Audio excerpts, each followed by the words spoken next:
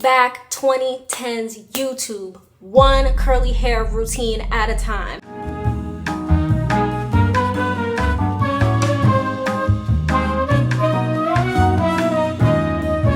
Hello everybody and welcome back to my channel. It's me, Aliyah, and as you read from the title, today we're really taking it back to a video I have not done in literal years, which is my most recent, most updated, and most current curly hair routine for my, let me name every single thing about my hair real quick. Type 3, fine, low density, high porosity hair. If you're interested in learning how I take care of my hair based on its hair types, or if you just want product recommendations, and if you want to see how I got this juicy, delicious, voluminous, defined head of day one hair, because this is the product of my wash day, make sure you keep on watching.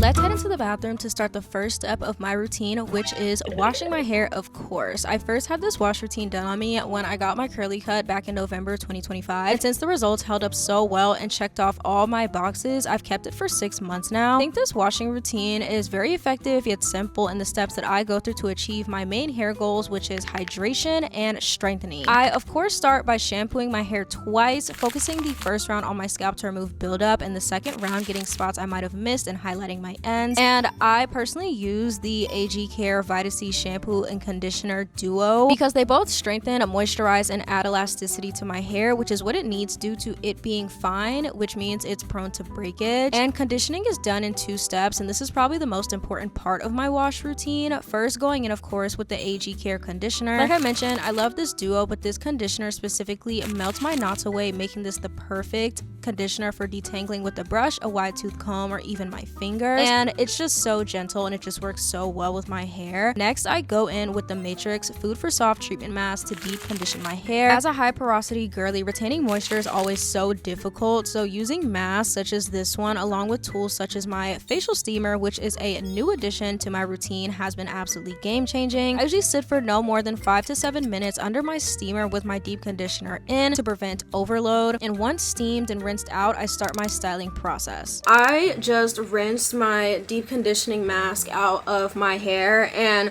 when I tell you if I have high porosity hair, I absolutely mean it, because why is the crown of my head already drying up and looking a mess? I just like to style my hair in 4 parts, so I'm gonna section these off really quickly. They don't have to be pretty, they don't have to be perfect, they just have to be present. The best thing for me to do is use my steamer to open up my hair follicles and apply my leave-in with the steamer. When I tell you that this makes the absolute biggest difference, especially when it comes to the crown of my head and how my hair takes to the products that I'm actually using. My hair is high porosity, just putting water on top of it isn't enough, so the heat from the steamer really opens up the follicles and it allows my hair to get super hydrated. I'm gonna take the Mizani 25 Miracle Milk as my leave-in today, and I'm just gonna be taking a few sprays. I'm gonna work that in with my hands and my unbrush. And since we're working on this half of the hair and the steamer is already on this half of my body, I'm just gonna do the top half of the same side. This is our second, I guess you can say, quadrant of hair that we'll be putting leave-in inside of.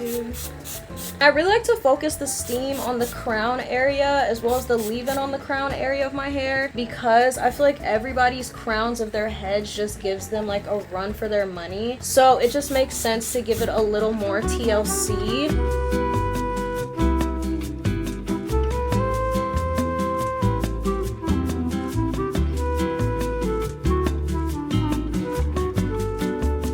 Styling my hair is a marathon, not a sprint, because as somebody who has a lot of hair goals such as definition as well as volume, because I feel more confident when my hair is big and super curly looking, it takes kind of a village to get that right. For styling products, I have 3 that I like to use. 2 of them are mousses and 1 is a gel. The first mousse that I like to go in is the Dew Texture Foam. I'll usually take 2 to 3 pumps based on the size and behaviors of the section of the hair. And I do, in fact, if you couldn't tell, style my hair in sections. So I usually just do like a bottom section, and I'll do 2 more sections sections like kind of in the middle-ish of my hair. I don't do the whole pre-sectioning thing because I personally don't need it because my hair is not super dense or thick. It's kind of easy to work product into my hair. And then the second foam slash mousse that I've been loving recently is the Crazy Sexy Curl Supercharged Honey Setting Foam from the Do as well. And I usually take just like a pump and a half of this and apply it right after the texture foam. I've seen a lot of people say the texture foam is really used for volume, and then the Crazy Sexy Curl is usually used for definition. I used to always be super scared of gels, but clearly I have a new favorite. This is the Pattern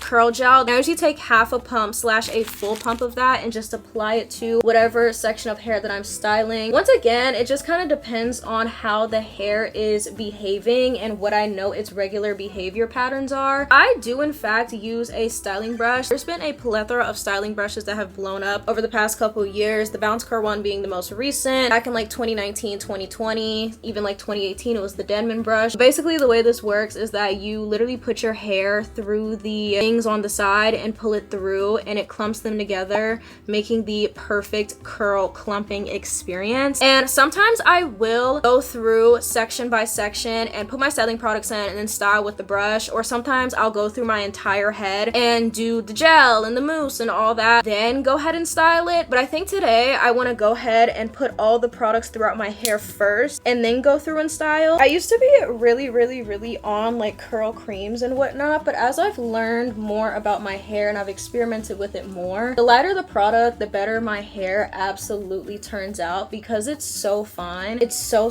hard to find stuff that make it look good without weighing it down, and mousses and light to medium whole gels have really just been my friend. And I know nobody wants to completely co-wash and refresh their hair every few days because that's just annoying, and then you have to pay for more products in the long run. I was on TikTok and Instagram and YouTube trying to find ways to make my wash day last like 7 days, when in reality, no matter what I do, my hair just can't maintain that in a way where it's healthy. So I am going to have to refresh my hair more often. I'm gonna have to co-wash my hair more often. Is it fun? No, especially not for my pockets, but it's just something that is required of me because that's just how my hair acts. Find yourself kind of struggling with manipulating your hair to act a certain way, probably because 9 times out of 10, probably just not gonna act that way because it's not meant to act that way, and that's absolutely like fine.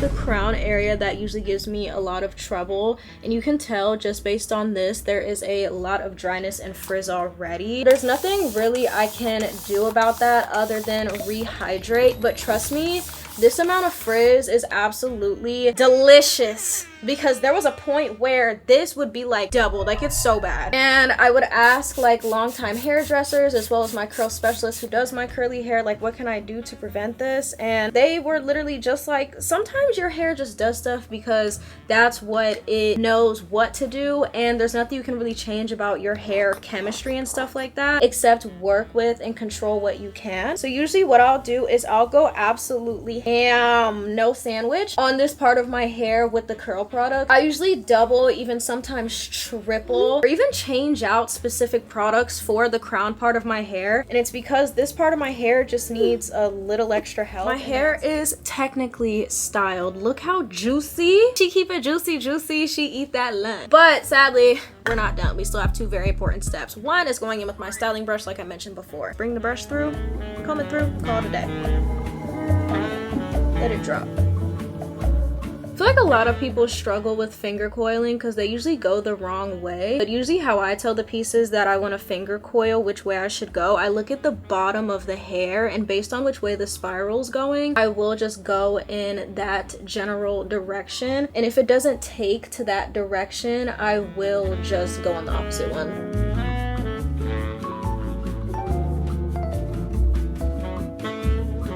Since this part does give me the most trouble, I do like to go ahead and just finger coil, or I've also seen the term shingling, where you just take a small piece of hair and twist it around by hand instead of using a styling product on that portion of the hair. And I like to do it for the back once again to prevent frizziness. It is a little bit more tedious, but once you kind of get used to adding it to your routine, it definitely doesn't take as long as like you would think. To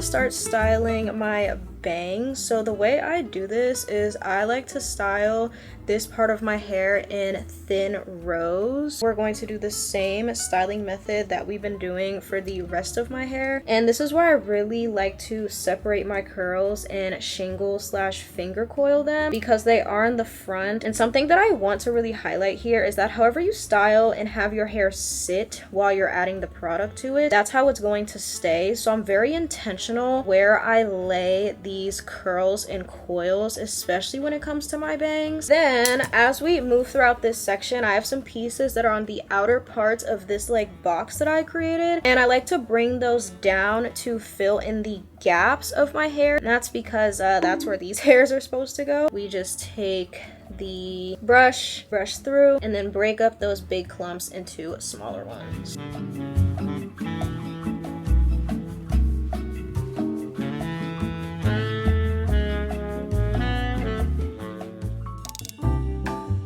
Diffusing has become a staple in my routine, and I have no clue how I ever managed to air dry my hair at all since starting. After trial and error, I learned that the tools you use make or break your diffusing experience, and I personally use the Shark Speed Style Pro hair dryer with the diffuser attachment. I begin diffusing my hair by strictly drying the ends, flipping my head forward, backward, and side to side, creating as much volume as possible by not letting my roots dry to my head. The process usually takes me no more than 20 to 25 minutes and goes by quickly, especially if I'm watching a show or something. But before I got this blow dryer and diffuser, it used to take me upwards to 40 minutes to an hour to diffuse my hair. So when I tell you I ride and die by this diffuser, I absolutely mean it. But anyway, I know my time is up when my hair is crunchy, and this crunchy feeling on my hair is the cast that's created by the gel that we use during the last step of my styling routine. And instead of letting it stay crunchy, I head to the bathroom because I need a bigger mirror to go ahead and break it.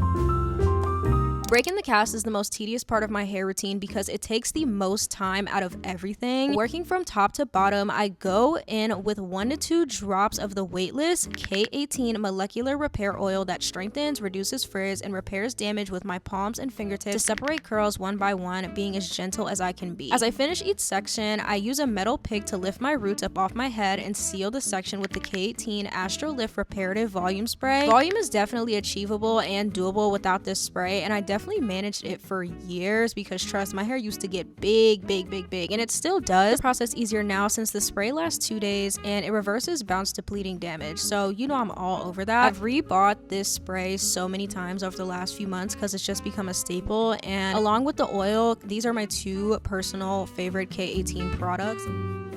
Although my curls are super defined and looking juicy and delicious right now, I feel like I am still lacking volume. Something that I took from my curly hair specialist when I got my curly cut was diffusing my hair in 2 parts. The first part is to dry it, and the second part is to add volume. Now, diffusing twice may seem like a lot, and it definitely is something newer to my routine that I've recently added, and me doing this on wash day is completely dependent on how I feel and if I even want to, because it is a lot. Like diffusing twice, like one time is already enough. Like I be hot, doing it twice, you're just asking to be tired. So it's completely dependent on how I feel and how I want to go about my day. Now, even though it doesn't take long to do, it is still an additional step nonetheless, and it is something that I'm still experimenting with to see if it'll remain a part of my permanent routine. But I just take my diffuser on the second air setting and the 1 or 2 heat setting, depending on if I have somewhere to be right after this, or if I just want to get it over with faster because I'm impatient. And I go around and scrunch all around my head just to add some volume. Between this second round of diffusing as well as the K18 volume spray, it definitely adds some volume that I always crave when it comes to my wash days, and before we know it, my hair is in perfect condition to go out for the day and last a few days. And honestly, this routine has become so solid. I absolutely enjoy doing this routine every 5 to 6 days because it's so simple and so easy to follow, and it's just been working for me over the past couple weeks / months now. My God, it never gets any less workish. it's time to do the actual last step of the routine, which is picking out the hair. I let my hair absolutely cool off before I start messing with it or touching it. And I am intentionally keeping my hair flipped like this, not because I wear it like this. It allows me to see where I should be picking my hair. I like to gently insert the pick to where my roots are and lightly pull up and shake. I look like Freddie Mercury in the biopic when he had that wig. You know what I'm talking about? Now I'm gonna go ahead and flip my hair backwards so it can set and sit where the hair naturally sets and sits. And I'm just gonna shake it out so my bangs could fall back to where they're supposed to. We have officially reached the end of my current curly hair routine. I know it seems like a journey and a lot of back and forth, because it kind of is, but I've been able to build a routine that has absolutely worked for me, first and foremost, but also make my wash and goes last as somebody who had to refresh their hair. And when I say refresh, I mean like wet, style, and dry every single day. So I'm very happy with how my hair routine has come out, how it's shaped and everything like that. If you guys enjoyed this video, this is YouTube, so I'm pretty sure I already know what to do. Make sure you like the video if you haven't already. And if you are new here and would love to join the family and see more of me, make sure you subscribe down below. And if you are new here, I also have a TikTok and Instagram that you can follow me on. All my socials are linked down below, as well as my podcast that I post to every Wednesday for media debriefs, breakdowns, and just commentary on social things that I'm thinking about or whatever lands on my mind that week. All that being said, I hope you guys enjoyed this video once again, and I hope you have an amazing morning, evening, or night wherever in the world, and I cannot wait to see you on the next one. Bye everybody.